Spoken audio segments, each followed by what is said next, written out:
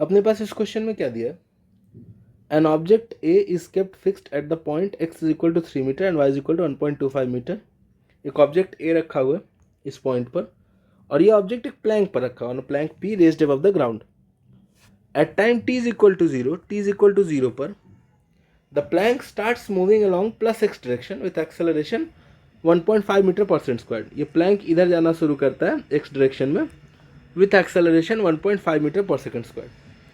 Eight the same instant, उसी instant पर t is equal to 0 पर ही a stone is projected from the origin with velocity u as shown in figure। u velocity से इसको project किया गया, कितने एंगल पर ये नहीं दिया हुआ, तो मान लेते हैं कि एंगल थीटा है। ठीक। A stationary person on the ground observe the stone hitting the object during its downward motion। ये स्टोन जो है ये इस ऑब्जेक्ट ए को हिट कर रहा है, तो ये ए भी ऐसा आगे जा रहा होगा और इसको ये स्टोन ऐसा जा करके हिट कर रहा है ड्यूरिंग इट्स डाउनवर्ड मोशन ऐसा, और at an angle of 45 degree to the horizontal. अब मान लेते हैं कि इसका जो यहाँ पर स्पीड होगा वो मान लेते हैं कुछ v होगा और 45 डिग्री एंगल पर है, यानी कि इसका कंपोनेंट जो हो जाएगा x में हो जाएगा v/√2 और नेगेटिव y में v/√2। ठीक है। All the motion are in xy plane. तो अब निकालना क्या क्या, फाइंड u वेक्टर यानी u का मैग्नीट्यूड और साथ ही साथ थीटा में निकालना पड़ेगा, तभी तो वेक्टर लिख पाएंगे। And the time after which the stone hits the object, और कितने देर के बाद स्टोन ऑब्जेक्ट को यानी ए को हिट कर रहा है। ठीक है। तो अगर स्टोन के लिए देखें तो at the time of collision, ठीक है, at the time of collision stone का एक्स कोऑर्डिनेट मान लेते हैं एक्स है, और वाई कोऑर्डिनेट तो ऑब्वियसली 1.25 मीटर ही रहेगा।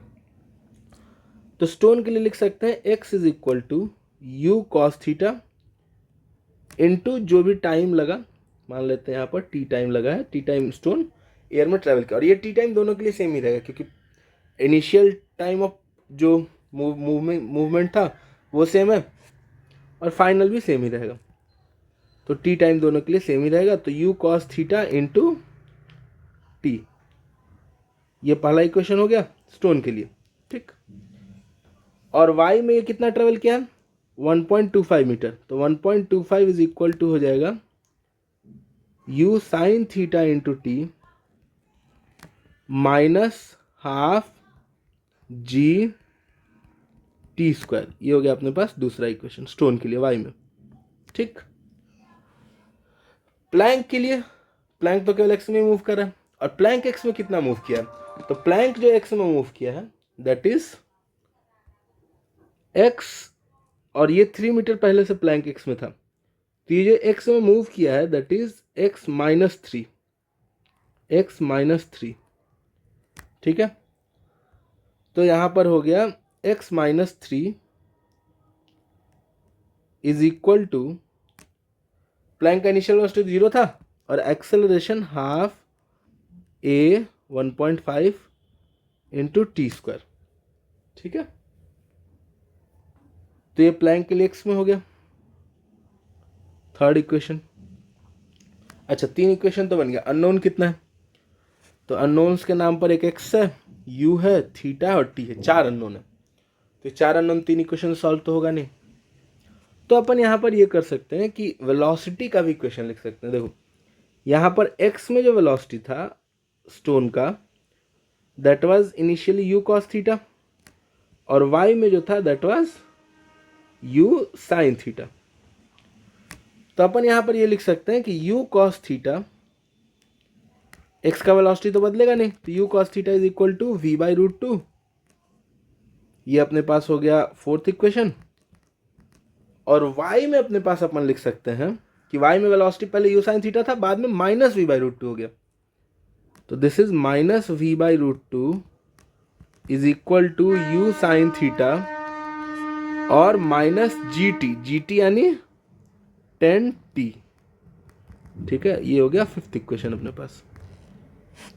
अब अननोन्स के नाम पर क्या क्या है, एक्स यू टी थीटा और v, 5 अननोन 5 इक्वेशन। सॉल्व करना आपका काम है।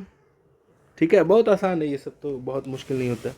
ठीक है, और सॉल्व करने के बाद आएगा अपने पास u vector is equal to, u vector यानी u cos थीटा जो आएगा वो आएगा 3.75, तो u वेक्टर हो जाएगा 3.75 आई कैप, और u साइन थीटा जो आएगा वो आ जाएगा 6.25 जे कैप। यूनिट अगर SI लिखना चाहें तो इतना मीटर पर सेकेंड। ठीक है, और टाइम जो आ जाएगा t इज इक्वल टू हो जाएगा 1 सेकेंड। ठीक है, आई बिलीव ये समझ में आ गया होगा।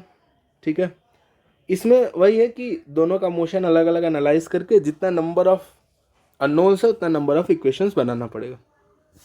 ठीक है।